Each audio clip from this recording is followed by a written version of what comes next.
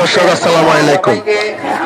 বিএনপির পক্ষ থেকে বিএনপির ভারপ্রাপ্ত চেয়ারম্যান তারেক রহমানের নির্দেশে সারা বাংলাদেশে গণমানুষের মেহনতি মানুষের গণ ইফতারের আয়োজন করা, তারই অংশ হিসাবে গাজীপুর মহানগরের দায়িত্ব পেয়েছেন গাজীপুর মহানগরের সাধারণ সম্পাদক এম এ মঞ্জুরুল ইসলাম রনি সাহেব।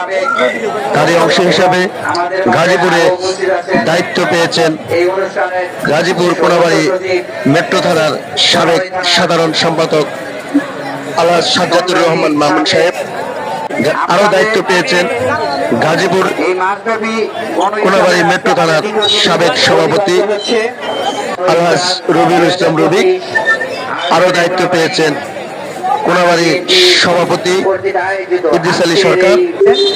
সকল জনগণকে নিয়ে একসাথে ইফতার করতে পেরে গাজীপুরবাসী আনন্দিত। আমাদের সার্থক হবে এবং আমরা নিজেদের কৃতজ্ঞতা মনে করব।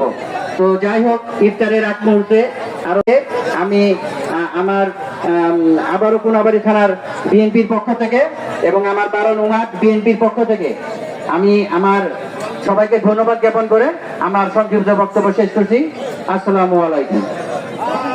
ধন্যবাদ জিয়ারত হোসেন জিয়া ভাইকে। গোলন্দিয়ার ভাইদের দৃষ্টি আকর্ষণ করে বলছি, তারা আশা করি লাইন থেকে সুন্দর করে উঠে যাবেন বটে। আমাদের শক্তিশালী গোলন্দার টিম রয়েছে, যিনি হাতে হাতে দেখতে পারে এক প্লেটের খাবার দ্বিগুণ করে আরেক প্লেটে নিয়ে যাচ্ছে। আমাদের মাঝে উপস্থিত হয়েছে কোনাবাড়ি মেট্রো থানা স্বেচ্ছাসেবকদের সম্মানিত যুগ্ম আহ্বায়ক জনাব মোহাম্মদ ফরহাদ দয়াল।